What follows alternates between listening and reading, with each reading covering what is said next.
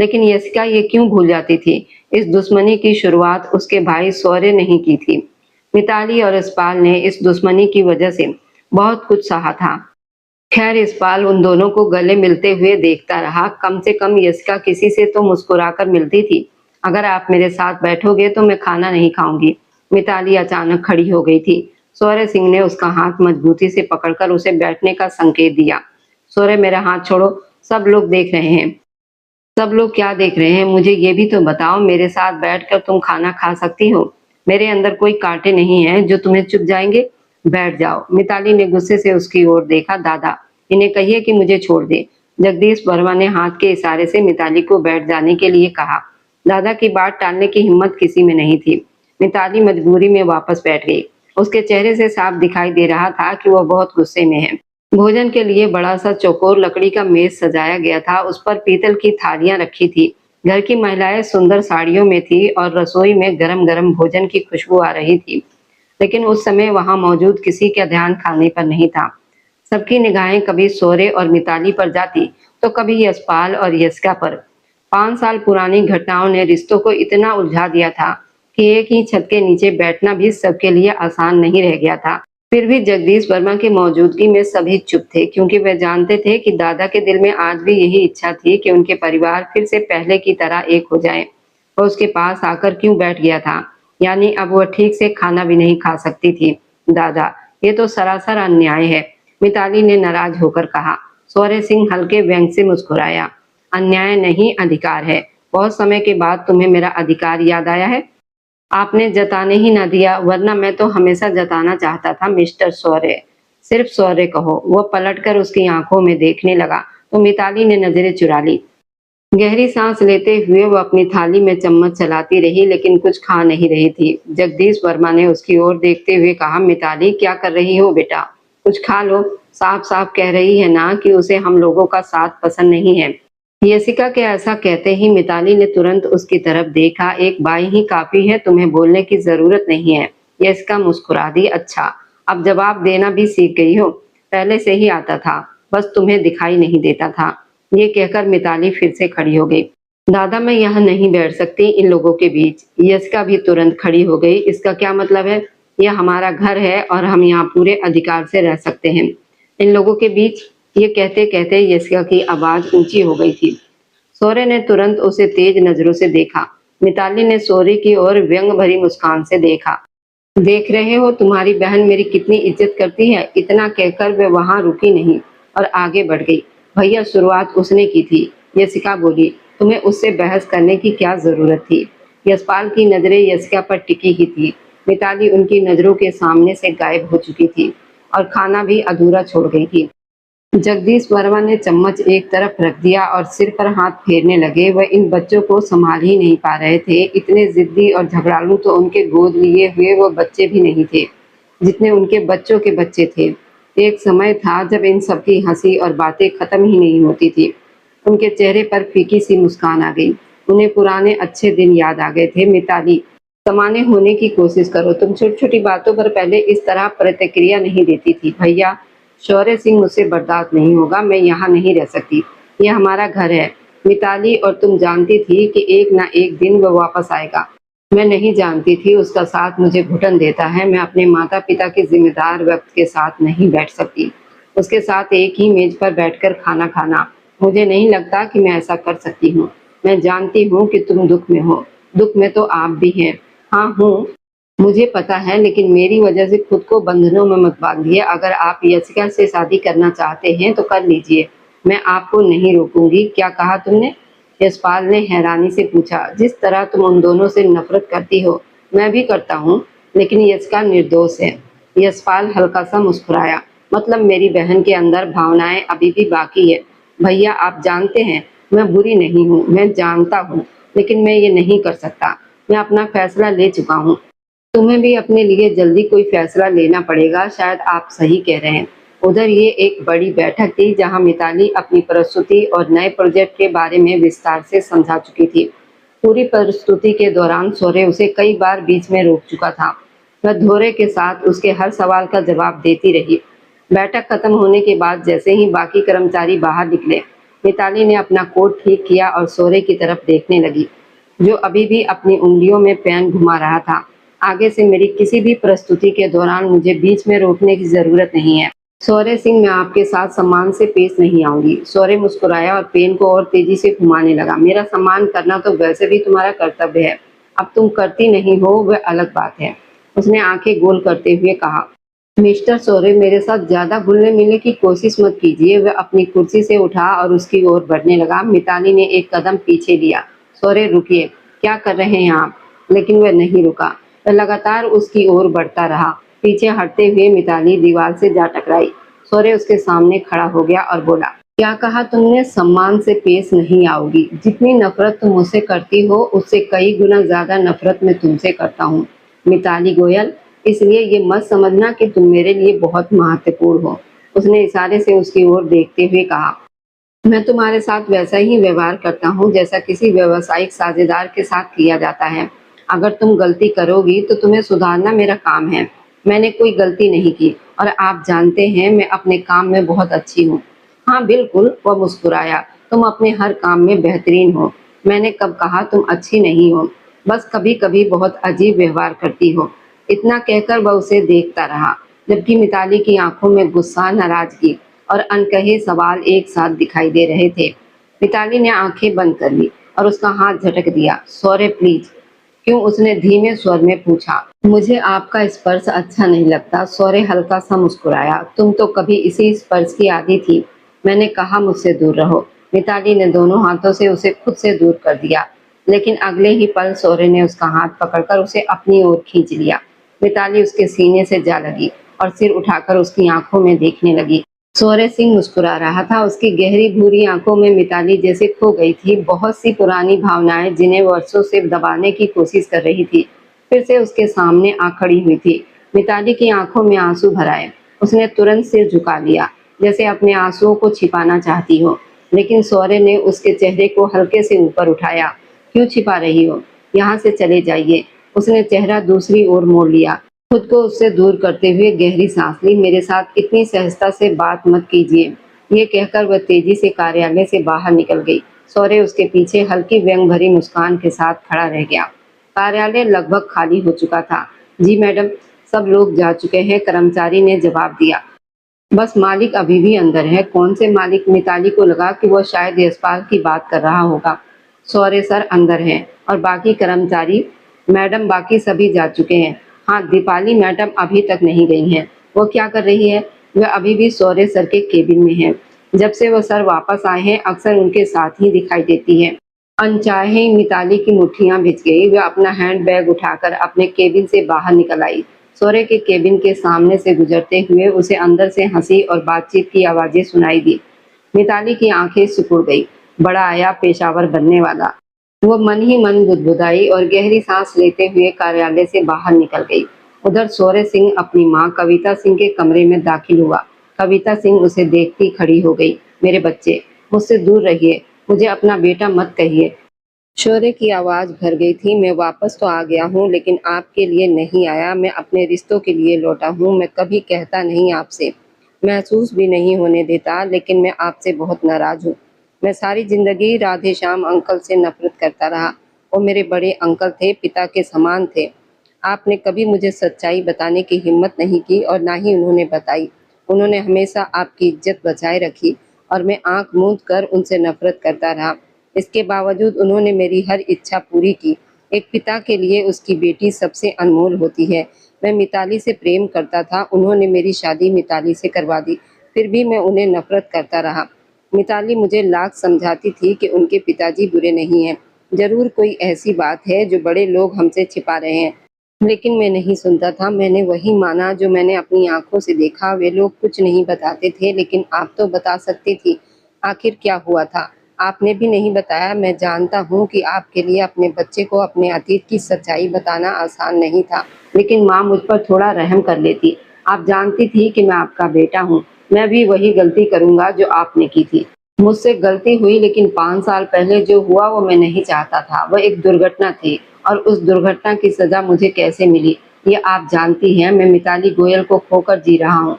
उसे लगता है कि मैं उसे प्रेम नहीं करता, उसे नफ़रत करता हूँ। हाँ, मेरा अहंकार बहुत बड़ा है। मैं उसे यही दिखाता हूँ कि मैं उसे नफ़रत करता हूँ। लेकिन अगर मेरे दिल से पूछिए माँ, तो जगदीश दादा बिल्कुल सही कहते हैं। मैं आज भी उसे बहुत प्रेम करता हूँ। बोलते-बोलते उसकी आवाज़ काँप गई। गला भर आया था, आँखों से आँसू बह निकले। माँ, मैं उसे बहुत चाहता हूँ। कविता सिंह की आंखें भी भर आई। मेरे बच्चे, मुझे माफ कर दो। मैं क्या करती? मुझसे गलती हुई थी। मैं खुद को नफरत के योग्य समझती थी, इसलिए लोगों की नाराजगी सहती रहती। लेकिन मैं कभी अपने बच्चों को सच्चाई नहीं बता पाई। तुमने जो देखा उसी के साथ बड़े हुए और उसी वजह से नफरत करने लगे। एक बच्चे के लिए उसकी माँ सबसे महत्वपूर्ण होती है, और तुमने मेरे लिए वही महसूस किया जो स्वाभाविक था। मैंने कई बार चाहा कि तुम्हें सब कुछ बता दूं, लेकिन हिम्मत नहीं जुटा पाई। गलत किया आपने, सौर्य ने थके हुए स्वर में कहा। अगर जगदीश दादा मुझे सच्चाई ना बताते तो शायद मैं आज भी अंधेरे में जी रहा होता। लेकिन मैंने तो सारी हदें पार कर दी। वह अपने सिर पर हाथ रखकर माँ के बिस्तर पर बैठ गया। ऐसा लग रहा था जैसे अतीत का पूरा बोझ आज उसके कंधों पर आ गिरा हो। कमरे में कुछ देर सन्नाटा छाया रहा। फिर दूसरी ओर यशपाल गोयल अपने लैपटॉप पर काम कर रहा था। तभी यशिका यादव ने धीरे से पूछा, आप यशिका को माफ क्यों नहीं कर देते? यशपाल के हाथ की उंगलियां कीबोर्ड पर रुक गई। उसने धीरे से सिर उठाया और गंभीर आवाज में कहा, क्या क्या माफ करूं? क्या माफ करूं? यशपाल गोयल ने धीमे लेकिन भारी आवाज में कहा, ये कि जब मैंने उसे चुनने के लिए कहा तो उसने अपने भाई को चुना, या ये कि वह 5 साल तक मुझसे दूर रही। आखिर क्या माफ करूं? मुझे कुछ समझ में नहीं आता। जो फैसला मैंने लिया है, क्या तुम उसमें मेरे साथ हो? निशिका यादव हल्का सा मुस्कुराई। आप जानते हैं मैं आपको कितना चाहती हूँ। यशपाल उसकी तरफ देखता रहा। मैं खुद नहीं जानता कि मैं क्या कर रहा हूँ और क्यों कर रहा हूँ। बस इतना जानता हूँ कि अगर तुम साथ रहोगी तो जिंदगी आसान रहेगी।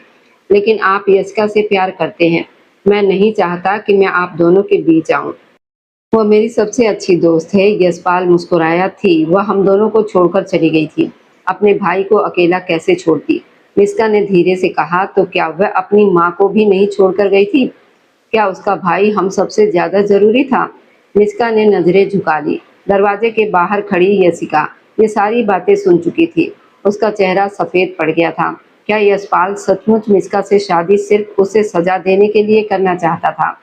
क्या उसे कोई और नहीं मिला था कि वह उसी के सामने किसी और से शादी करने का फैसला करे? यशिका की आंखों में आंसू भर आए। उसका हाथ अन्यास अपने दिल पर चला गया। तभी उसकी नजर जगदीश वर्मा पर पड़ी, जो दूर खड़े उसे ही देख रहे थे। वह छोटे छोटे कदमों से उनके पास पहुंची। दादा, जगदीश वर्मा मुस्कुराए और उसके सिर पर हाथ फेर दिया। अपना अहंकार छोड़ दो बेटी, ये इंसान को अंदर से खा जाता है। प्यार में अहंकार का कोई काम नहीं होता। तुम लोग जो कर रहे हो गलत कर रहे हो। अपनी जिंदगी खुद बर्बाद कर रहे हो। बेवजह एक दूसरे से नाराज हो। जब इतना प्यार करते हो तो एक दूसरे से छिपाते क्यों हो? यस्का ने गहरी सांस ली। दादा, अब बहुत देर हो चुकी है। नहीं बेटी, सिर्फ समय बीता है। तुम लोगों में से कोई भी आगे नहीं बढ़ा। जगदीश वर्मा बिल्कुल सही कह रहे थे। यस्का चुपचाप खड़ी रह गई। दूसरी तरफ मिताली गोयल ने सौर्य सिंह को देखते ही पूछा, वह क्या कर रही थी आपके कार्यालय में? उसके अचानक पूछे गए सवाल पर सौर्य खड़ा हो गया। कौन क्या कर रही थी? मेरे कार्यालय में वही दीपाली जो भी कर रही थी। आपसे मतलब होगा? मिताली ने नाराज होकर कहा, अगर मेरे कार्यालय में कोई पुरुष अकेला बैठा हो, पूरा कार्यालय खाली हो, तो आपका क्या प्रतिक्रिया होगी? सौर्य सिंह, सौर्य ने आगे बढ़कर उसका हाथ पकड़ लिया। तमीज से बात करो। क्यों? मिताली ने उसकी आंखों में देखते हुए कहा, क्योंकि तुम मेरी पत्नी के बारे में बात कर रही हो। मिताली व्यंग से हंस पड़ी। पत्नी? अच्छा, तो इतनी प्रिय है आपको आपकी पत्नी। फिर बताइए, दीपाली के साथ बंद कार्यालय में क्या कर रहे थे? उसने अपना हाथ छुड़ा लिया। सौर्य उसकी तरफ देखकर मुस्कुराया। तुम उससे जलती हो। मुझे किसी से जलन नहीं होती। मिताली ने तुरंत नजरें फेर ली। ये बहुत गौर और पेशावर व्यवहार है। लेकिन उसकी झिझकती आवाज और लाल पड़ता चेहरा कुछ और ही कहानी सुना रहे थे। सौर्य उसकी हालत देखकर मुस्कुरा उठा। अच्छा, वह धीरे से बोला, फिर इतना गुस्सा क्यों आ रहा है?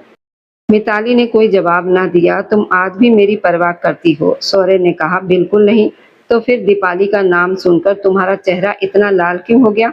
मिताली ने होंठ भींच लिए। आप खुद को बहुत महत्वपूर्ण समझते हैं। सौर्य हल्का सा हंसा। और तुम खुद को बहुत समझदार समझती हो। कम से कम मैं उन लोगों में से नहीं हूँ जो हर बात का मजाक बनाते हैं, और मैं उन लोगों में से नहीं हूँ जो अपनी भावनाएं छिपाने के लिए गुस्से का सहारा लेते हैं। सौर्य ने जवाब दिया। मिताली ने उसे घूरा। आप सचमुच असंभव इंसान हैं, फिर भी 5 साल के बाद भी तुम्हारी हर बात का केंद्र मैं ही हूँ। सौर्य की मुस्कान और गहरी हो गई।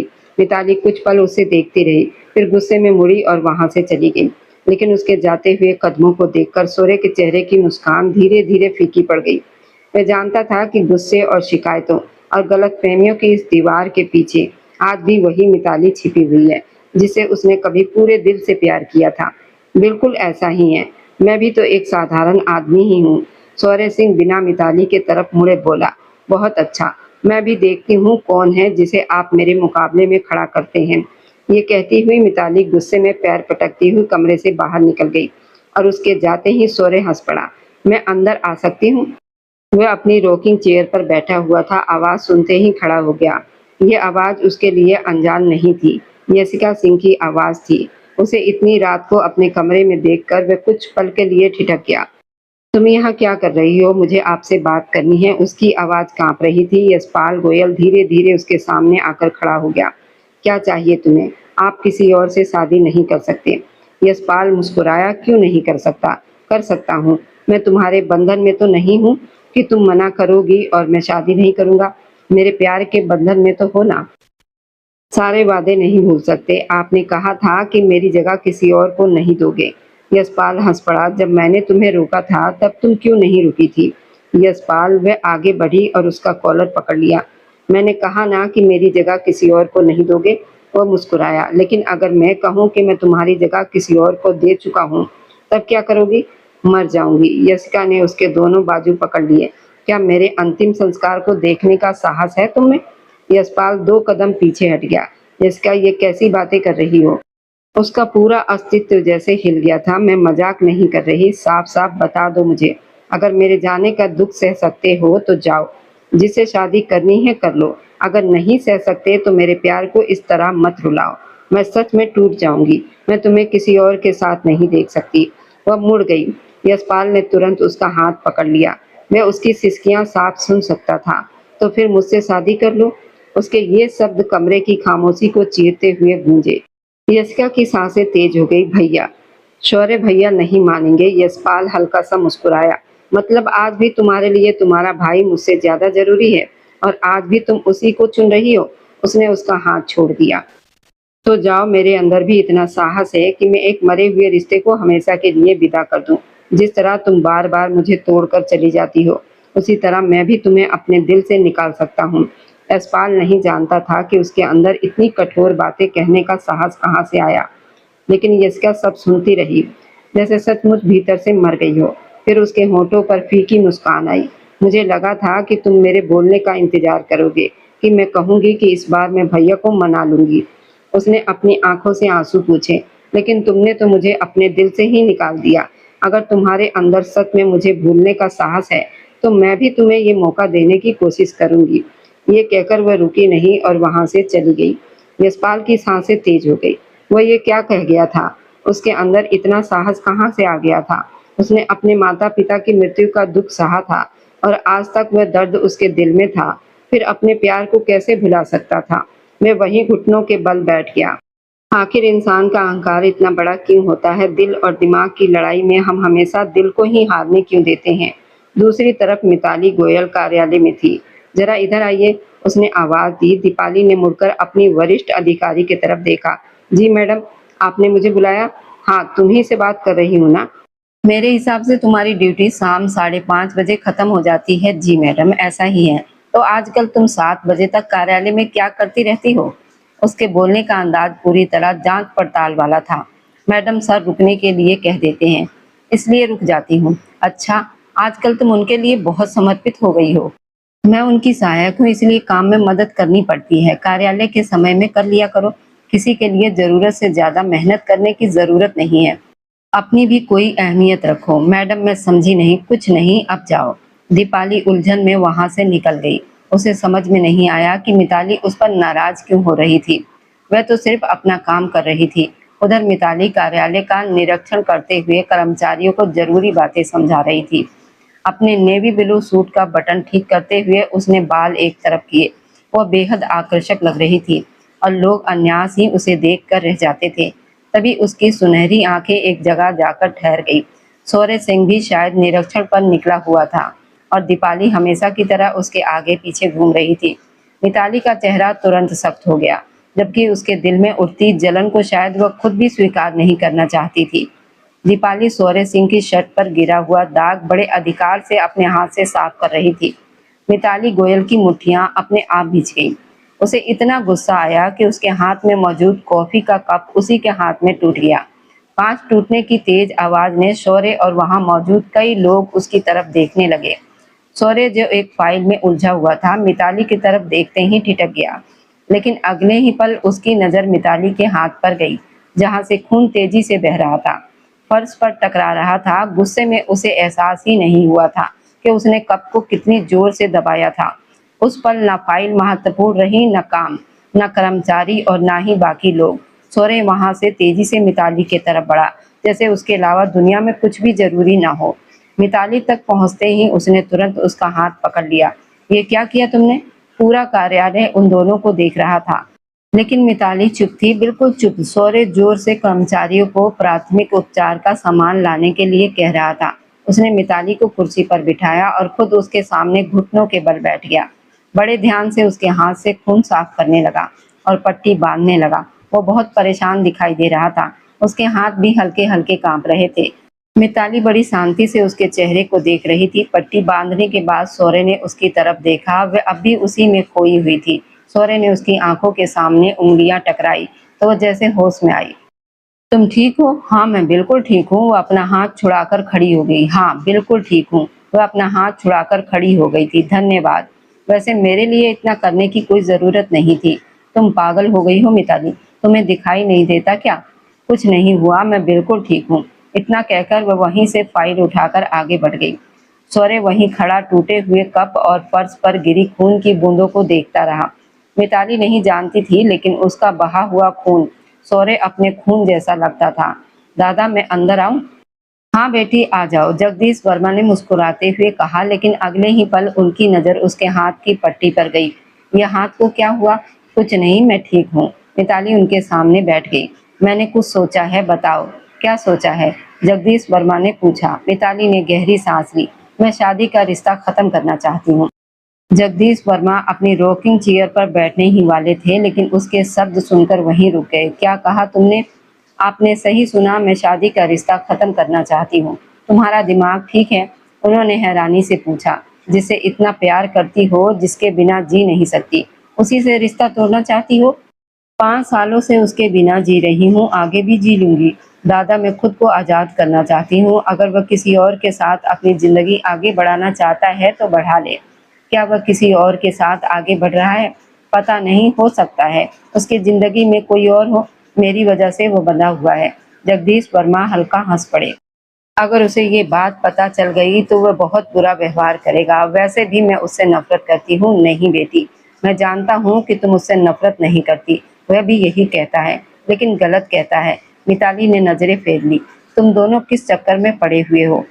जो हुआ वह एक दुर्घटना थी, लेकिन जो अब हो रहा है वो तुम दोनों अपनी गलतियों से कर रहे हो। जगदीश वर्मा की आवाज में दुख था। मैं किसका साथ दूं? तुम सब मुझे बहुत प्रिय हो।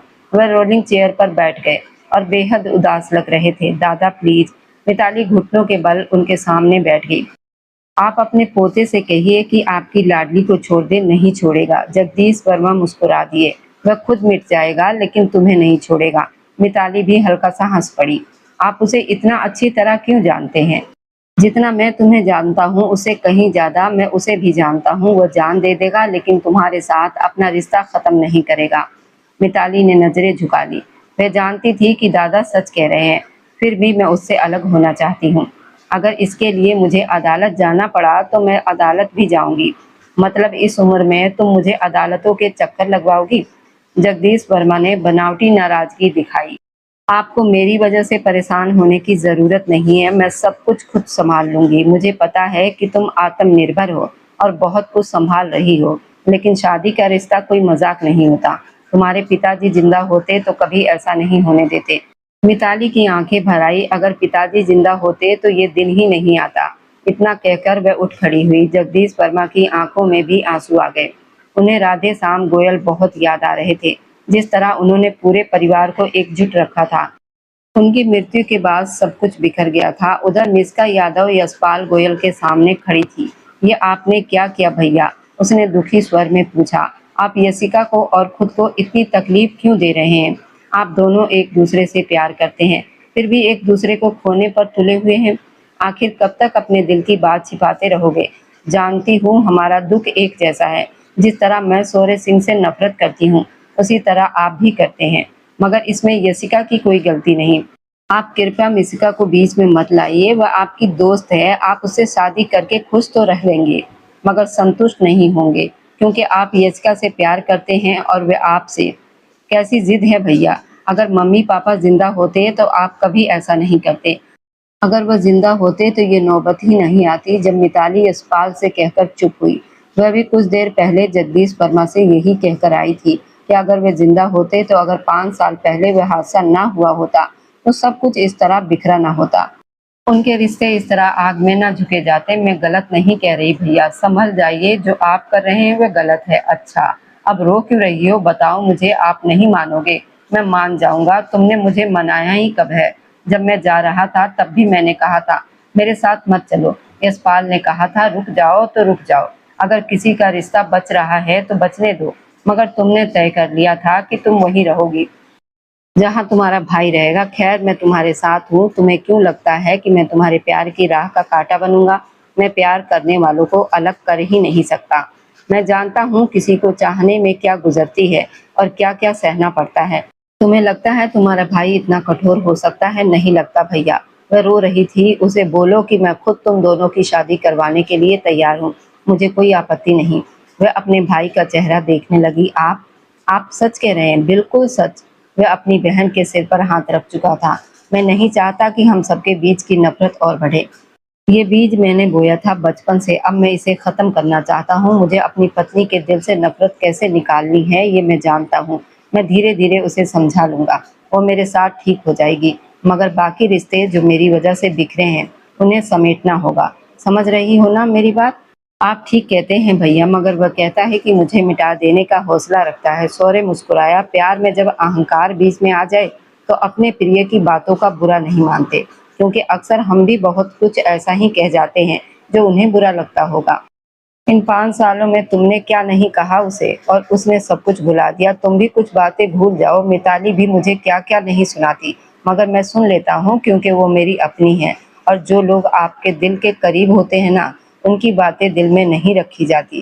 क्या सोच रही हो? वह कहती है कि वो मर जाएगी। तुम क्या चाहती हो? वो मर जाए? मिस्का की तरह उसने सवाल किया। मैं उसे मरता हुआ नहीं देख सकता। तो फिर उसे थाम लो। तुम्हारा दिल उसे कभी टूटने नहीं देगा। मिस्का वो मुस्कुराई और खड़ी हो गई। उसने यशपाल का हाथ थाम लिया। हम दोस्त हैं और दोस्त ही रहेंगे। मैंने कहा ना, मैं तुम दोनों के बीच में नहीं आ सकती। कैसी दोस्ती होगी मेरी अगर मैं अपनी ही सबसे अच्छी दोस्त की खुशियां छीन लूं? तुम जानते हो यशिका तुम्हारे लिए क्या है, और क्या तुम नहीं जानते कि वो मेरे लिए क्या है? यशपाल मुस्कुराया। उसकी आंखें भीग गई थी। माफ कर दोगी ना मुझे, या फिर नफरत करोगी और दोस्ती छोड़ दोगी? मिस्का के गालों पर पड़ने वाला डिंपल उभर आया, क्योंकि वह बहुत गहराई से मुस्कुराई थी। वो बहुत प्यारी थी, बहुत ज्यादा। प्यार कठोरता का नाम नहीं होता। प्यार तो दिल बड़ा करने का नाम होता है। अगर हम तीनों की दोस्ती सच्ची है तो हम कभी अलग नहीं होंगे, चाहे कितना भी समय गुजर जाए, चाहे हमारे बीच कितनी भी गलतफहमियां क्यों ना आ जाए। अगर मेरा दिल जानता है, वह भी हम दोनों से उतना ही स्नेह करती है। हमारी दोस्ती से, हमारे उस रिश्ते से जो कहीं खो गया है, लेकिन जो तुम्हारे और उसके बीच है वह अलग है। वह बहुत खास है और कोई भी मिसका उस एहसास के बीच नहीं आ सकती। क्या कह रहे हो? मेरा हाथ छोड़ो। नहीं छोड़ सकता आज, और अभी मेरे साथ चलो। और अगर ना चलूं तो? यशिका ने बनावटी गुस्से से कहा। देखो, कल की बात के बाद मैं बहुत परेशान रहा हूँ। चाह कर भी तुम्हें दुख नहीं दे सकता। कल जो कुछ हुआ उसके लिए मुझे माफ तो करना पड़ेगा। यशिका मुस्कुराई। यानी यशपाल गोयल माफी मांगने आए हैं? बिल्कुल। वह नजरें झुकाकर बोला तो वह और गहराई से मुस्कुरा दी। उसका हाथ अब भी उसके हाथ में था। अच्छा, कहाँ लेकर जा रहे हो मुझे? चुपचाप गाड़ी में बैठो। वो बैठ गई। पूरे रास्ते वह चुप रहा, फिर एक जगह गाड़ी रोककर नीचे उतरा। यशिका की तरफ का दरवाजा यशपाल खोल चुका था। यशिका ने अपना हाथ उसके हाथ में रखा और गाड़ी से उतरकर खड़ी हो गई। उसके सामने का दृश्य बेहद सुंदर था। चारों तरफ रंग बिरंगी झालरों की रोशनी जगमगा रही थी, फूलों की सजावट थी, हवा में ताजे फूलों की खुशबू घुली हुई थी। वह सुंदरता को देखकर फिर यशपाल की आंखों में देखने लगी। ये सब मेरे लिए? उसने भावुक होकर पूछा। बिल्कुल, ये सब सिर्फ मेरे प्यार के लिए। यशपाल उसके सामने घुटनों के बल बैठ गया। अपनी सारी गलतफहमियों के लिए माफी मांगते हुए, मैं तुम्हें अपनी जिंदगी में चाहता हूँ। मैं चाहता हूँ कि तुम मेरी जीवन साथी बनो, मेरी हर खुशी हर दुख की साथी बनो। क्या तुम मेरी जीवन संगनी बनोगी? यस्का की आंखें भर आई। वह भी उसके सामने घुटनों के बल बैठ गई। हाँ हाँ हाँ, वह रोते हुए 3 बार कह चुकी थी। झालरों की रोशनी में जैसे उनके शब्द भी चमक उठे थे। यशपाल की आंखें भी नम थी। दोनों एक दूसरे को गले लगाकर खड़े थे। उन्हें ऐसा लग रहा था जैसे वर्षों बाद उन्हें फिर से अपना प्यार मिल गया हो। जब नफरत, जिद और शिकायतें खत्म हो जाती हैं तो दिल में यही सुकून उतरता है। वे दोनों एक दूसरे की बाहों में वही सुकून महसूस कर रहे थे। यशपाल ने जेब से एक सुंदर हीरे की अंगूठी निकाली और यशिका की उंगली में पहना दी। आज से तुम सिर्फ मेरी हो। बहुत जल्द मैं पूरे हिंदू रीति रिवाजों के साथ अग्नि को साक्षी मानकर तुम्हारे साथ 7 फेरे लूंगा। तुम्हें अपनी पत्नी बनाऊंगा। यशिका की मुस्कान देखकर यशपाल का दिल और तेजी से धड़कने लगा। उसने बहुत प्यार से उसके माथे को चूम लिया। यशिका की आंखें झुक गई और उसके चेहरे पर गहरा सुकून फैल गया। जगदीश वर्मा दादा बहुत खुश थे। मुझे तो यकीन ही नहीं हो रहा। भगवान का लाख लाख धन्यवाद कि तुम दोनों को आखिर समझ आ ही गई, वरना मुझे तो अपनी लाठी उठानी पड़ती। उनकी बात सुनकर सब हंस पड़े। कविता सिंह ने दोनों की नजर उतारी, भगवान से उनकी खुशियों के लिए प्रार्थना की। जो गलतियां हुई थी वो बीते समय की बातें थी। कौन सही था और कौन गलत, इसका फैसला भगवान पर छोड़ देना चाहिए। जिसने भी गलतियां की थी उसने अपनी भूलों का पछतावा किया था और बहुत कुछ सहा था। अपने बच्चों से वो बहुत प्यार करती थी। आज जब कविता सिंह अपनी बेटी यशिका को उसका प्यार मिलता देख रही थी तो उनकी आंखें भर आई। यशिका भी अपनी माँ को ही देख रही थी। वे और सौर्य दोनों अपनी माँ से नाराज रहते थे, लेकिन उनसे बहुत प्यार भी करते थे। पहले खुलकर जताते थे, अब बस दिल में महसूस करते थे। सौर्य और मिताली भी वहीं खड़े थे। दोनों की नजरें मिली तो मिताली ने नजरें झुका ली। उसे बहुत कुछ याद आ रहा था। वह समय जब उनके बीच कोई दीवार नहीं थी, कोई गलतफहमी नहीं थी। जब मिताली गोयल सौर्य सिंह पर जान छिड़कती थी। सौर्य उसकी आंखों में देख रहा था, मिताली भी उसी को देख रही थी। दादा, आपको नहीं पता मुझे न जाने क्या हो रहा है। मैं शब्दों में नहीं बता सकती इस समय मैं कितनी खुश हूँ। मिताली जगदीश वर्मा दादा के पास बैठते हुए बोली। दादा ने अपनी झूलने वाली कुर्सी उसकी तरफ घुमाई। अच्छा, ऐसा क्या हो गया? उन्होंने मुस्कुराकर पूछा। आपको पता है, सौर्य सिंह ने आखिरकार मेरे सामने घुटने टेक दिए हैं। दादा ने अपनी लाठी पर हाथ टिकाया और हंस पड़े। अरे लाडो, ऐसा मत कहा करो। सच कह रही हूँ। पूरे तरीके से घुटनों के बल बैठा था और कह रहा था कि वो मुझसे प्यार करता है। वह उत्साह से उनके सामने बैठ गई। दादा फिर हंस पड़े। पगली, पिछले 4 साल से तुम दोनों एक दूसरे से अपने प्यार का इजहार कर रहे हो और हर बार तुम ऐसे बताने आती हो जैसे उसने पहली बार कहा हो। मिताली शर्मा गई। क्या करूं दादा, हमारे बीच प्यार ही इतना है। कभी कभी तो मैं उसकी मोहब्बत देखकर डर जाती हूँ। वो मेरे लिए इतना चिंतित रहता है, इतना ध्यान रखता है। कभी कभी मुझे खुद समझ नहीं आता कि मैं भगवान का कितना धन्यवाद करूं। मैं कैसे बताऊं कि वो मेरे लिए क्या है। तभी कमरे में शौर्य सिंह आ गया। बताओ ना, क्या हूँ मैं, कैसा हूँ? वह मुस्कुराया, बोला। मिताली शर्मा गई। दादा, सौर्य मेरा पीछा कर रहे थे। करना पड़ता है, मुझे पता था कि अंगूठी लेकर तुम सीधे दादा के पास आओगी। सौर्य झूलने वाली कुर्सी के पीछे खड़ा होकर दादा के कंधों पर हाथ रखकर झुक गया। जगदीश वर्मा दादा ने उसके सिर पर हल्की चपत लगाई। अरे मेरी लाडो को परेशान करना छोड़ दो। दादा, आपकी लाडो मेरा जीना मुश्किल कर देती है और आप कहते हैं कि मैं उसे परेशान करता हूँ। मिताली तुरंत इतराकर बोली। जरा ढंग से बात करो। दादा हमेशा मेरी ही तरफ रहेंगे। हाँ, इसका तो मुझे पहले से अंदाजा है। लाडली तुम हो, मैं तो सिर्फ उनका पोता हूँ। उसकी बात पर दादा हंस पड़े। फिर उन्होंने मुस्कुराकर पूछा, अच्छा सौर्य, राधे श्याम गोयल से कब बात करोगे? आखिर अब आगे की शादी की तैयारियां भी तो करनी है। ये सुनते ही सौर्य की चेहरे की चमक धीरे धीरे फीकी पड़ गई। मिताली ने ये बात बहुत ध्यान से देखी थी। आप बात करेंगे क्योंकि ये तो बात करने से रहा। आप जानते हैं पिताजी और सौर्य बात नहीं करते। ये कहते वो बहुत उदास लग रही थी। अरे क्यों दुखी होती हो? कुछ नहीं होगा। मेरा सौर्य जैसा भी है तुम्हारे पिताजी से बात कर लेगा। तुमसे प्यार जो बहुत करता है। जगदीश वर्मा दादा हमेशा की तरह मुस्कुरा रहे थे, मिताली भी हल्का सा मुस्कुरा दी। यशिका कहाँ छुपी हुई हो? यशपाल की आवाज गूंजी। यही हूँ, दिखाई नहीं दे रही क्या? यशिका की हंसी सुनाई दी। अरे छुपते तो दिखाई देने के लिए नहीं है ना बुद्धि? यशिका खिलखिलाकर हंस पड़ी। यशपाल भी हंस पड़ा। मैं तो चाहता हूँ तुम अंधेरे में भी दिखाई दो। अंधेरे में कोई दिखाई नहीं देता जनाब। फिर यशिका कहाँ से दिखाई देगी? मिस्का के ये कहते ही यशपाल फिर से हंस पड़ा। अच्छा, यानी तुम दोनों साथ छुपी हुई हो? बिल्कुल। तभी वह हाथ बढ़ाकर स्विच बोर्ड तक पहुंचा और कमरे की लाइट जला दी। कमरे में कोई नहीं था। अरे मतलब सच में कहीं छुपी हुई हो? अब हम बच्चे नहीं रहे कि तुम लोग मुझसे ऐसी छुपोगी। तभी अलमारी का दरवाजा खुला और यशिका तथा मिस्का दोनों हंसती हुई बाहर निकल गई। यशपाल का मुंह खुला का खुला रह गया। तुम दोनों अंदर थी? हाँ ना, हमें लगा तुम अच्छे से ढूंढोगे, मगर क्या फायदा, तुमने तो पहले ही हार मान ली। क्या हम बच्चे नहीं रहे? यशपाल हंस पड़ा। अच्छा सुनो, अब तुम दोनों समझदार लड़कियों में से कोई एक जाकर मेरे लिए चाय बनाकर लाए। मेरा सिर बहुत दर्द कर रहा है और इस समय मुझे मेरी बहन भी दिखाई नहीं दे रही जिसे मैं चाय बनाने को कहूँ। काम के लिए ही तुम्हें हमारी याद आती है? मिस्का ने आंखें घुमाई। नहीं, वैसे भी तुम दोनों की याद आ रही थी। वैसे मैं तुम्हें उतना परेशान नहीं करता जितना तुम दोनों मुझे करती हो। अपने सारे काम मुझसे करवाती हो, हर जगह लाइन में खड़ा करती हो क्योंकि मैं अकेला लड़का हूँ और तुम दोनों को मुझसे फायदा होता है। यस्का और मिस्का दोनों हंस पड़ी। फिर कैसी दोस्ती, अगर तुम हमारे काम ही ना हो? अच्छा, इसलिए इससे पहले कि दादा आ जाए और मुझे धक्के देकर तुम दोनों के कमरे से बाहर निकाल दे, तुम दोनों मेरे साथ चल रही हो और मेरे लिए चाय बना रही हो। घर के बाकी लोग क्या कर रहे हैं? यस्का ने आंखें झपकाई तो यशपाल ने उसे घूरा।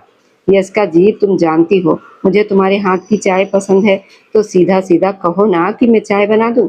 यस्का उठकर खड़ी हो गई। यशपाल ने मुस्कुराते हुए अपने बालों में हाथ फेरा। तभी सीढ़ियों से राधे श्याम गोयल नीचे उतरते दिखाई दिए। उनके साथ उनकी पत्नी विनीता गोयल भी थी। दोनों हंसते हुए बात कर रहे थे, नीचे आ रहे थे। तभी उनकी नजर बैठक में बच्चों पर पड़ी। वहां सभी मौजूद थे। सोरे, यशिका, मिसिका, यशपाल और मिताली। पांचों एक दूसरे के साथ मजाक कर रहे थे, हंस रहे थे। कभी बहस करते तो अगले ही पल फिर दोस्त बन जाते।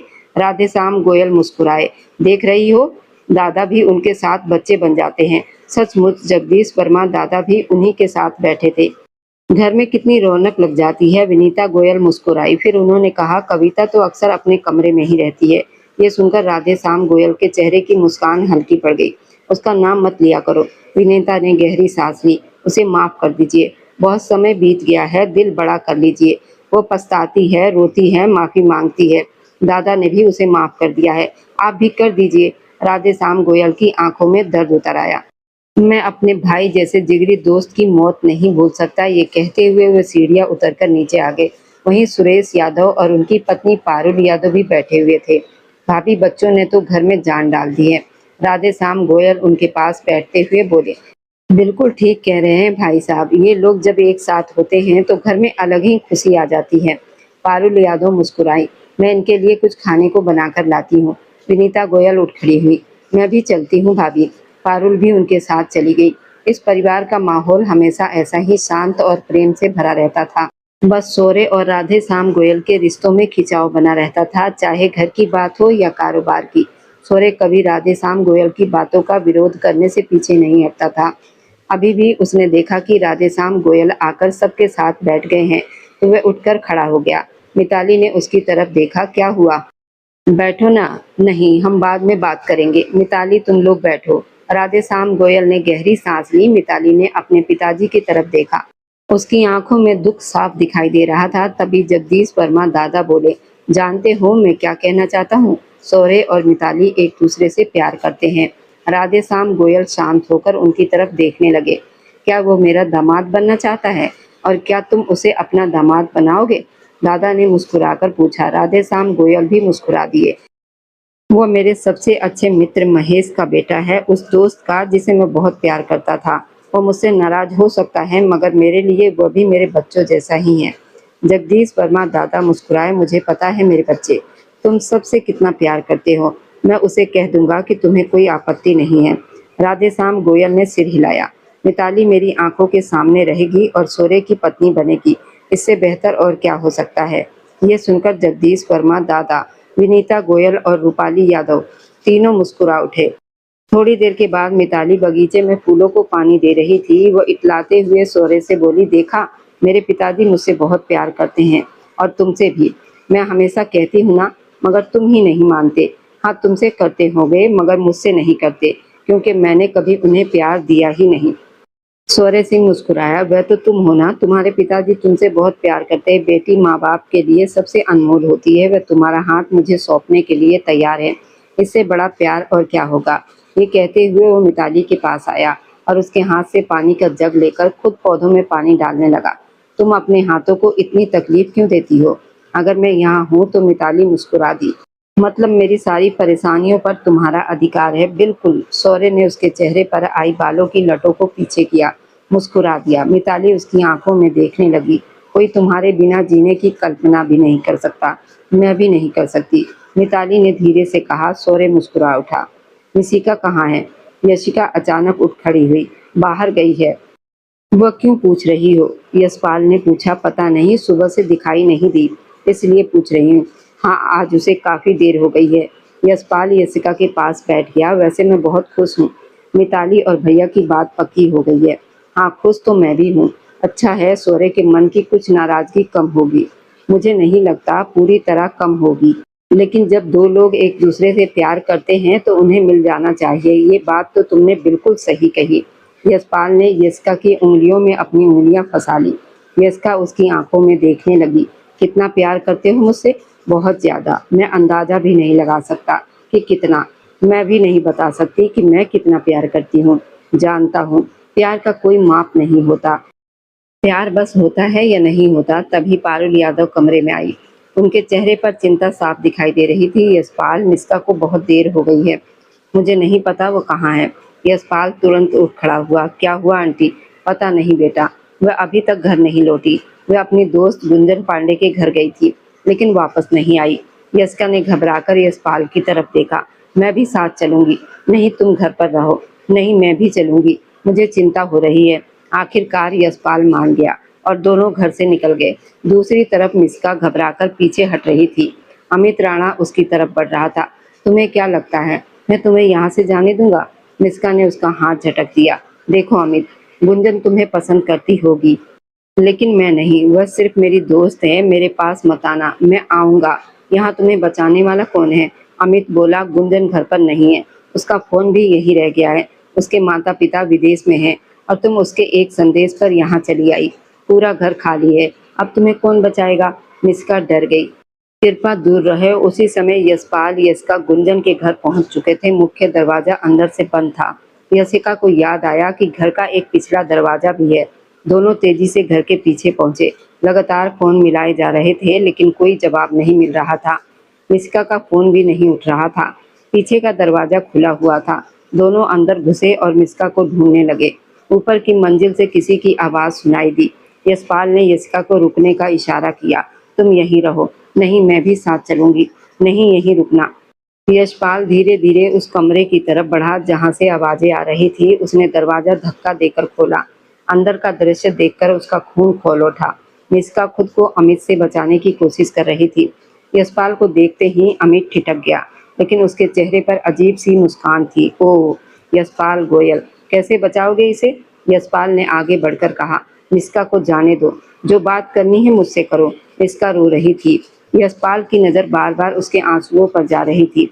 अमित बोला, ठीक है, इसे जाने देता हूँ, लेकिन तुम यहीं रहोगे। मंजूर है, बस मिस्का को जाने दो। मिस्का तुरंत यशपाल के पास आई। आप चले जाइए यहाँ से। तुम जाओ, मैंने कहा ना जाओ। यशिका बाहर है, उसके साथ चली जाओ। नहीं, मैं आपको छोड़कर नहीं जाऊंगी। मैंने कहा जाओ।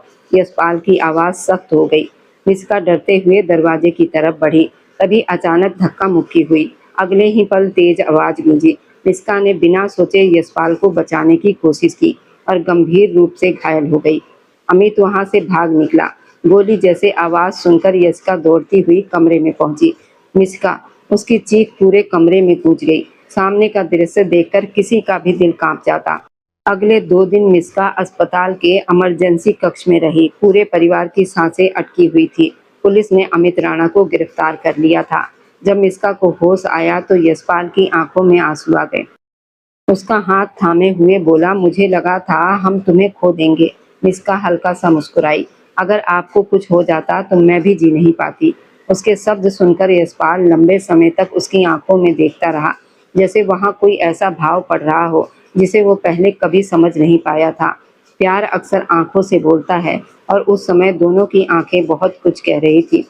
उनके हाथ अब भी एक दूसरे के हाथों में थे। तभी फोन बजा। तुम कहाँ हो? ऑफिस में हूँ। तुम कहाँ हो? मैं तुम्हारे पास आ रही हूँ। क्या तुम ऑफिस आ रही हो? सौर्य सिंह उठ खड़ा हुआ। हाँ। तुम ऑफिस आ गई हो? हाँ, ऑफिस आई हूँ। अभी लिफ्ट में हूँ, लेकिन तुम तो जानते हो मुझे बंद जगहों से कितनी घबराहट होती है, मिताली गोयल ने फोन पर कहा। तो फिर लिफ्ट में चढ़ने की क्या जरूरत थी? सौर्य उससे बात ही कर रहा था कि अचानक उसे महसूस हुआ मिताली की आवाज बंद हो गई है। मिताली, मिताली, क्या हुआ? वह बार बार पुकारने लगा। उसने फोन की तरफ देखा, कॉल कट चुकी थी। वह तेजी से अपने केबिन से बाहर निकला, सीधे लिफ्ट की तरफ भागा। लिफ्ट बीच में रुकी हुई थी। क्या हुआ? उसने कर्मचारियों से पूछा। सर, लिफ्ट रुक गई है। बिजली तो है, लेकिन शायद लिफ्ट में कोई तकनीकी खराबी आ गई है। सौर्य का दिल जोर से धड़क उठा। वह जानता था मिताली को बंद जगहों से बहुत ज्यादा घबराहट होती है। वह ज्यादा देर तक ऐसी जगह पर नहीं रह सकती थी। उधर लिफ्ट के अंदर मिताली की सांसें तेज चल रही थी। वह गहरी गहरी सांस लेते हुए बार बार लिफ्ट के दरवाजे पर हाथ मार रही थी। उसके हाथ कांप रहे थे। फोन लगातार बज रहा था, लेकिन वह ठीक से फोन भी नहीं उठा पा रही थी। आखिर किसी तरह उसने फोन उठा लिया। मिताली, घबराओ मत, कुछ नहीं होगा, बेकार की बातें मत सोचो, मैं यहीं हूँ, सब ठीक हो जाएगा। सौर्य उसे समझा रहा था। मेरा दम घुट रहा है सौर्य। मिताली की आवाज कांप रही थी। तुम्हें कुछ नहीं होगा। अगर मुझे कुछ हो गया तो वो बिल्कुल बच्चे की तरह डरी हुई थी। कुछ नहीं होगा, मैं हूं ना। लेकिन कुछ देर के बाद उसका फोन फिर से बंद हो गया। लगभग आधे घंटे के बाद लिफ्ट का दरवाजा खोला गया। सौर्य बिना कुछ सोचे अंदर भागा। मिताली बेहोश पड़ी थी। उसने तुरंत उसे अपनी बाहों में उठा लिया और अस्पताल की तरफ दौड़ पड़ा। जब मिताली की आंख खुली तो उसने देखा सौर्य उसके सिरहाने बैठा हुआ था। वह घबराकर उठने लगी, लेकिन सौर्य ने उसे रोक दिया। उठने की जरूरत नहीं है, लेटी रहो। तुम्हें ऑफिस आने की क्या जरूरत थी? मिताली हल्का सा मुस्कुराई। आंख खोलते ही डांटना शुरू कर दिया? वह मासूमियत से बोली। सौरभ की आंखों में अभी भी डर साफ दिखाई दे रहा था। तुम्हें पता है आज मुझे क्या लगा? मिताली ने उसका हाथ पकड़ लिया। क्या लगा? ऐसा लगा जैसे मैं तुम्हें खो दूंगा। मैं बहुत डर गया था मिताली। मैं तुम्हें खो नहीं सकता। अगर तुम्हें खो दिया तो शायद मैं भी जी नहीं पाऊंगा। मिताली की आंखें नम हो गई। हम दोनों एक दूसरे के बिना नहीं जी सकते। जिसने भी एक दूसरे को खोया वह टूट जाएगा। सौर्य ने सिर हिलाया। तुम सही कहती हो, हम एक दूसरे को खोने की सोच भी नहीं सकते। ये कहकर वह झुका और प्यार से उसके माथे को चूम लिया। मिताली मुस्कुरा दी। सच तो ये था कि जितनी परेशानी मिताली को हुई थी, उससे कहीं ज्यादा सौर्य डर गया था। दोनों एक दूसरे से बेहद प्यार करते थे। दोनों जानते थे वह एक दूसरे के बिना अपनी जिंदगी की कल्पना भी नहीं कर सकते। कुछ दिन के बाद मिताली अपने हाथ में सौर्य का हाथ थामे बैठी थी। तभी राधे श्याम गोयल लैपटॉप पर काम करते हुए बोले। मुझे क्या आपत्ति हो सकती है? मैं तो चाहता हूँ कि तुम दोनों जल्दी शादी कर लो। मिताली का चेहरा खिल उठा। आप दुनिया के सबसे अच्छे पिताजी हैं। मैं आपसे बहुत प्यार करती हूँ। राधे श्याम गोयल मुस्कुरा दिया। जानता हूँ, मुझे अपनी बेटी पर बहुत गर्व है। ये जो कुछ भी मैंने बनाया और संभाला है वह आखिर तुम्हारा और यशपाल का ही तो है। मुझे भरोसा है कि तुम दोनों इसे अच्छी तरह संभाल लोगे। सामने बैठी विनीता गोयल मुस्कुरा दी। ऐसी बातें क्यों करते हैं? अभी तो आपको ही सब संभालना है। ये दोनों अभी बच्चे हैं। राधे श्याम गोयल ने मुस्कुराकर सिर हिलाया। नहीं, अब बच्चे बड़े हो गए हैं। मुझे इन पर पूरा भरोसा है। मिताली भी मुस्कुरा दी। आपका भरोसा कभी टूटने नहीं दूंगी। उसी समय जगदीश वर्मा दादा सौर्य को देख रहे थे। क्या बात है, शादी की बात सुनकर उतने खुश नहीं लग रहे जितना होना चाहिए। उसी महीने तुम्हारी शादी की तैयारी शुरू करवाने वाला हूँ। सौर्य हल्का सा मुस्कुराया। मैं बहुत खुश हूँ दादा। आप जानते हैं मिताली के बिना रहना मेरे लिए इतना मुश्किल है। तो फिर बैठो और मेरी बात सुनो। जगदीश वर्मा दादा ने गंभीर होकर कहा। मैं चाहता हूँ कि तुम अपने और राधे श्याम गोयल के बीच की दूरी खत्म कर दो। वो मिताली के पिताजी हैं। अगर तुम उनका सम्मान नहीं करोगे तो मिताली को दुख होगा। शौर्य ने गहरी सांस ली। वह जानती है कि उस पर मेरा कोई अधिकार नहीं चलता। वह कुछ कहती नहीं, लेकिन कभी कभी उसे मेरे व्यवहार से तकलीफ होती है। तो क्या तुम सारी जिंदगी उसे यही तकलीफ देना चाहते हो? दादा ने पूछा। शौर्य कुछ पल चुप रहा। मैं क्या करूं? मैं पुरानी बातें नहीं भूल पाता। जगदीश वर्मा दादा ने उसकी तरफ देखा। कभी बैठकर ये सोचने की कोशिश की है उन्होंने वैसा क्यों किया था? सौर्य ने धीमे स्वर में कहा, मैं क्यों सोचूं? मेरी माँ ने ऐसा क्यों किया था कि उन्हें इतना दुख और इतनी तकलीफ मिली? उनके पति का निधन हो गया था, लेकिन उनके साथ ऐसा व्यवहार किया गया जैसे वही दोषी हो। सौर्य सिंह की आवाज कांप रही थी। जगदीश वर्मा दादा ने गहरी सांस ली। सौर्य, सच सुनना आसान नहीं होता। कई बार मैंने तुमसे कहा कि बैठकर मेरी बात सुन लो, लेकिन तुम हर बार नाराज हो जाते थे। तुम्हारी माँ कविता सिंह बाहर से देखने पर महेश सिंह से बहुत प्यार करती थी, लेकिन महेश भी उन्हें बहुत चाहता था। उसने तुम्हारी माँ की हर खुशी का ध्यान रखा। फिर तुम पैदा हुए और तुम उसके लिए दुनिया की सबसे प्यारी चीज बन गए। सौर्य की आंखें भर आई। फिर क्या हुआ दादा? जगदीश वर्मा कुछ पल चुप रहे। तुम्हारे पिताजी ने अपनी जान खुद ले ली थी।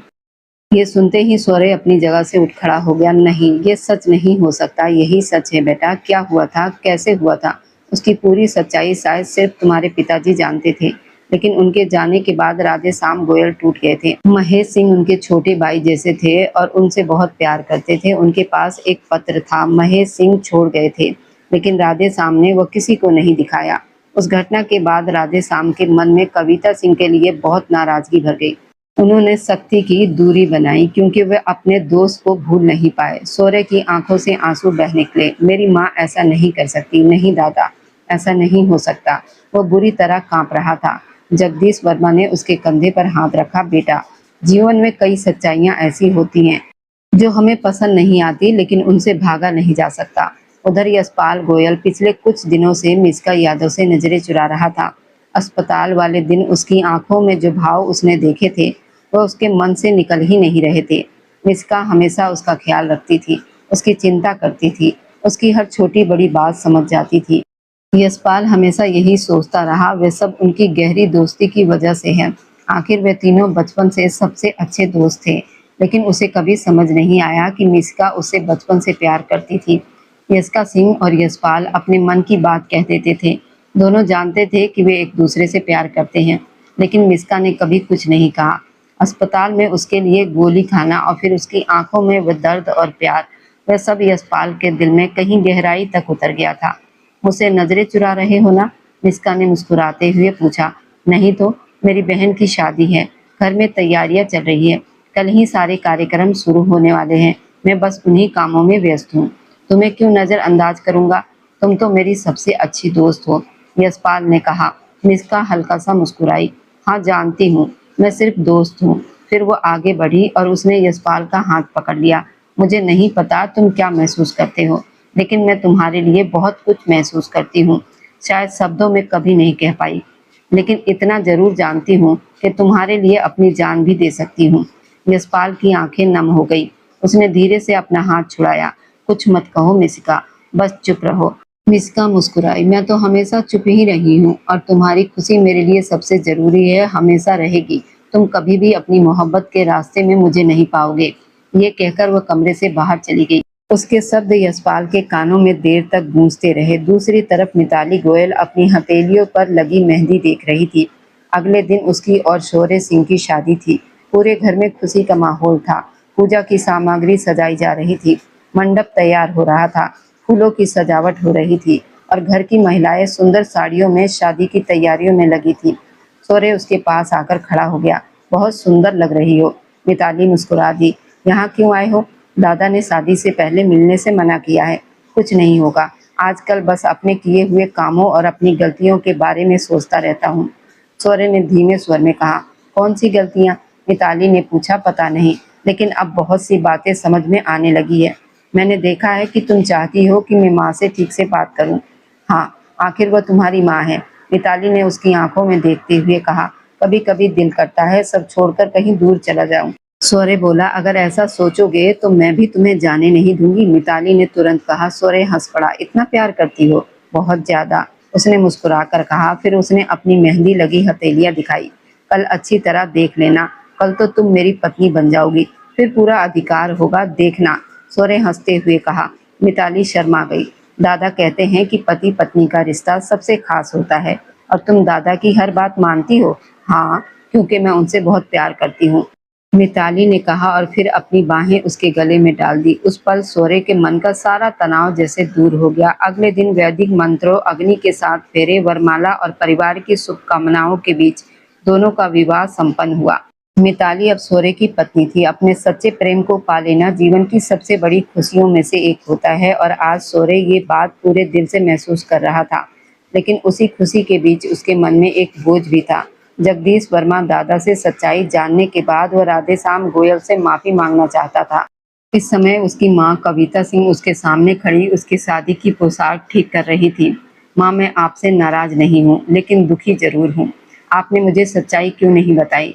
मैंने सारी जिंदगी राधेश्याम अंकल से दूरी बनाए रखी, जबकि वो मुझसे इतना प्यार करते हैं, यशपाल से भी ज्यादा मुझे महत्व देते हैं, और मैं उनसे इसलिए नाराज रहा क्योंकि मुझे लगा कि उन्होंने आपके साथ गलत किया था।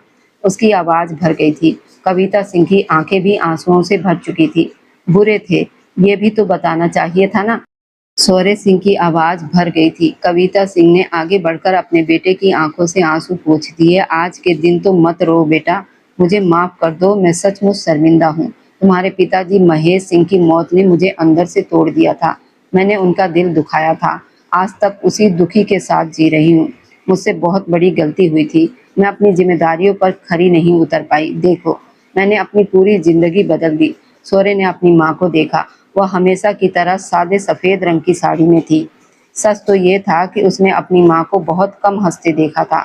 वो ज्यादातर पूजा करती, भगवान के सामने हाथ जोड़कर बैठती और बहुत शांत रहती। उन्होंने कभी अपने लिए कुछ नहीं मांगा, कभी किसी से बहस नहीं की। जैसे अपने जीवन की गलती का बोझ वो हर दिन अपने साथ लेकर चल रही हो। हमेशा खुश रहो बेटा, तुम्हारा घर हमेशा बसा रहे। कविता सिंह ने कांपते हाथों से उसके सिर को छुआ। सौर्य ने धीरे से उनकी हथेलियां अपने चेहरे से हटा दी। उधर बारात विवाह स्थल के लिए निकलने वाली थी। मिताली गोयल को सीधे विवाह मंडप में पहुंचना था। कुछ देर पहले कविता सिंह और परिवार के बाकी लोग घर से निकल चुके थे। सौर्य सीढ़ियां उतरकर नीचे आया तो बैठक में बैठे राधेश्याम गोयल और विनीता गोयल की नजर उस पर पड़ी।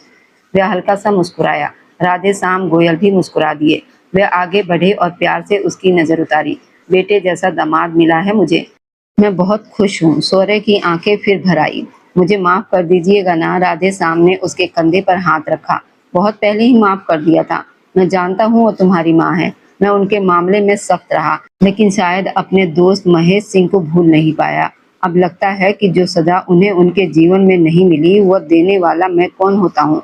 सौर्य ने सिर झुका लिया। आप अपनी जगह बिल्कुल सही थे।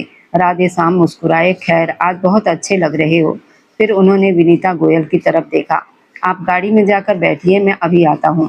विनीता मुस्कुराकर बाहर चली गई। सौर्य ने हैरानी से उनकी तरफ देखा। राधेश्याम ने जेब से एक पुराना लिफाफा निकाला। जगदीश वर्मा दादा ने बताया कि अब तुम सच्चाई जान चुके हो। मैं ये तुम्हें कभी नहीं देना चाहता था, क्योंकि वह तुम्हारे पिताजी की आखिरी निशानी है। मैं नहीं चाहता था कि तुम्हारी माँ तुम्हारी नजरों में गिर जाए, लेकिन अब ये तुम्हारी अमानत है।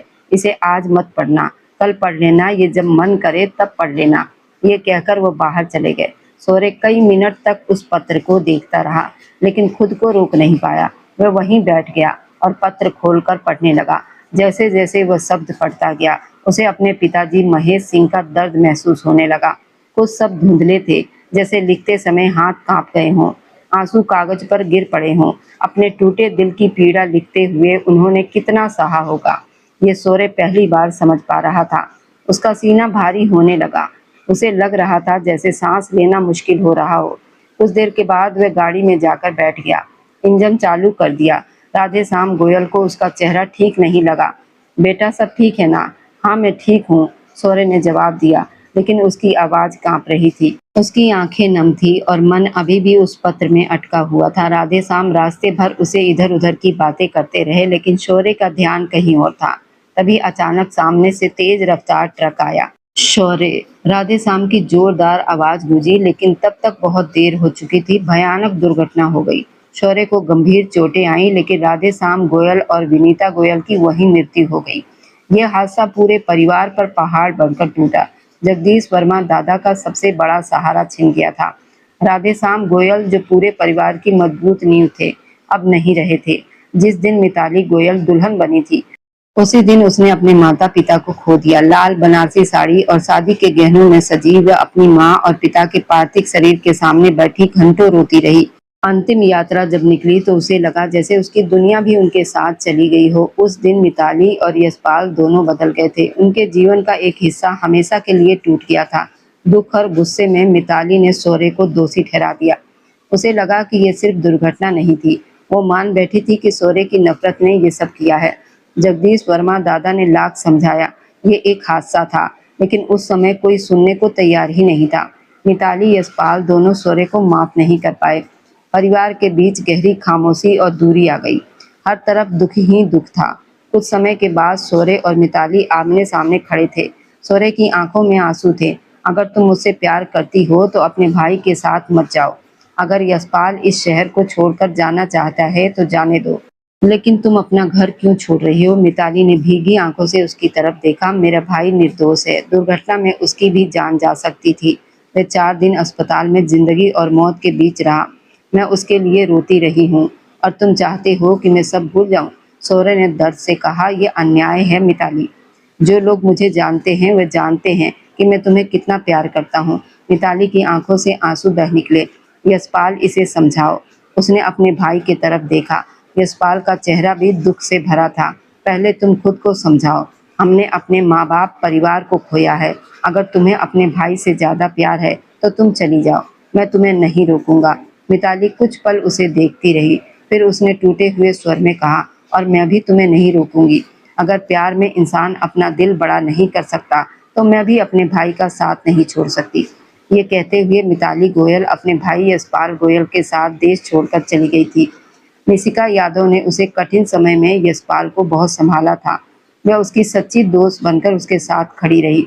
उसने कभी अपने प्यार का इजहार नहीं किया, लेकिन वह यशपाल से बेहद प्यार करती थी। इतना प्यार कि उसकी हर तकलीफ उसे अपनी लगती थी। एक दिन शौर्य सिंह धीरे धीरे दरवाजा खटखटाकर कमरे में दाखिल हुआ। मिताली गोयल अपने भारी शादी के जोड़े को समेटकर एक तरफ बैठी हुई थी। दरवाजे की आवाज सुनकर उसने पलटकर देखा। उसकी आंखें फैल गई। क्या लेने आए हो? उसने कठोर स्वर में पूछा। शौर्य कुछ पल चुप रहा। मैं जा रहा हूँ, बस यही बताने आया था। उसकी आवाज में दर्द साफ महसूस हो रहा था। दुर्घटना में लगी चोटें अभी तक पूरी तरह भरी नहीं थी। वह बड़ी मुश्किल से चल पा रहा था। दीवार का सहारा लेकर खड़ा हुआ। उसका सिर झुका हुआ था। उसने भी राधे श्याम गोयल और विनीता गोयल की अंतिम यात्रा में कंधा दिया था। उस दिन का बोझ आज भी उसके दिल और कंधों पर था। उसकी आंखों से आंसू टूटकर गिर पड़े। क्या तुम मुझे माफ नहीं कर सकती? उसकी आवाज कांप रही थी। जानता हूँ कि दुर्घटना मेरी वजह से हुई। मुझे वो पत्र नहीं पढ़ना चाहिए था। मेरी गलती थी। मैं मानता हूँ तुम अपने माता पिता को खो चुकी हो। मैं समझ सकता हूँ कि तुम मुझे माफ नहीं कर सकती। उसकी आवाज भर आई थी। वह टूट चुका था, लेकिन मुझे यूं जाने मत दो। मैं और तुम एक दूसरे के बिना नहीं रह सकते। मिताली ने तुरंत अपना चेहरा दूसरी तरफ घुमा लिया। उसके दिल में अब भी शौर्य के लिए वही प्यार था, लेकिन दुख और गुस्से ने उस प्यार को जैसे जकड़ लिया था। वह बुखार से तप रही थी। उसके माता पिता को गुजरे अभी 1 हफ्ता भी नहीं हुआ था। उसकी सांसें तेज चल रही थी। शौर्य धीरे धीरे उसकी तरफ बढ़ा, लेकिन मिताली ने हाथ उठाकर उसे रोक दिया। मेरे पास आने की कोशिश मत करना। अगर तुम मेरे पास आए तो मैं अपनी जान दे दूंगी। चले जाओ यहाँ से। शौर्य ने अपनी आंखें बंद कर ली, जैसे किसी ने उसके दिल को फिर से तोड़ दिया हो। उसने दीवार का सहारा लिया। छोटे छोटे कदमों से वापस मुड़ गया। धीरे धीरे कमरे से बाहर चला गया। उसके जाते ही कमरे में मिताली की दबे स्वर में आती सिसकियां गूंजने लगी। वह रो रही थी, क्योंकि वो उससे नफरत नहीं करती थी। वह उससे उतना ही प्यार करती थी जितना पहले करती थी, लेकिन अपने माता पिता की याद और उस दर्द से बाहर नहीं निकल पा रही थी। इन सभी रिश्तों की डोर बहुत अजीब थी। जगदीश वर्मा दादा द्वारा पाले गए इन परिवारों के लोग एक दूसरे से इतने गहराई से जुड़े थे। एक का दुख सबका दुख बन जाता था। सब बिखर गए थे, लेकिन कहीं न कहीं उम्मीद थी समय के साथ बाकी रिश्ते जुड़ जाएंगे। मगर आज सामने खड़े मिताली गोयल और शौर्य सिंह को देखकर यही सवाल उठता था, इन दोनों का क्या होगा? वे 2 लोग जो कभी एक दूसरे के बिना सांस लेने की कल्पना भी नहीं कर सकते थे, आज एक दूसरे से दूर खड़े थे। वे एक दूसरे से प्यार करते करते नफरत करने लगे थे। मिताली गोयल जो कभी शौर्य पर अपनी जान छिड़कती थी, उसके बिना कैसे जी पाएगी? और शौर्य जिसके लिए मिताली उसकी पूरी दुनिया थी, वह उस दूरी को कब तक सह पाएगा? समय जरूर घाव भर देता है, लेकिन कुछ घाव ऐसे होते हैं जो दिल के बहुत भीतर बस जाते हैं। अब देखना ये था कि उनके बीच की ये दीवार कब गिरेगी, ये दर्द कब कम होगा, उनके मन का अहंकार कब झुकेगा और क्या कभी वो दिन आएगा जब दोनों फिर से एक दूसरे का हाथ थामकर अपने अधूरे प्रेम को पूरा कर पाएंगे। और अब जाते जाते बस दिल से एक छोटी सी गुजारिश है, आप जहाँ कहीं से भी मेरी वीडियो को देख रहे हैं, कमेंट में अपने शहर और राज्य का नाम जरूर लिखिए। आपके कमेंट मेरे लिए किसी अनमोल तोहफे से कम नहीं होते। और जो लोग अपना कीमती समय देकर मेरी कहानियों को देखते हैं, लाइक और शेयर करते हैं, उन सबका मैं दिल से धन्यवाद करती हूँ। अगर आज की कहानी ने आपके दिल को छुआ हो तो वीडियो को लाइक करें, अपने दोस्तों तक जरूर पहुंचाएं और हमारे इस छोटे से परिवार का हिस्सा बनने के लिए चैनल को सब्सक्राइब करना बिल्कुल ना भूलें, क्योंकि आपका हर सब्सक्राइब मेरे लिए आपका प्यार और भरोसा है। फिर मिलेंगे एक नई भावनाओं से भरी कहानी के साथ। तब तक खुश रहिए, स्वस्थ रहिए, मुस्कुराइए।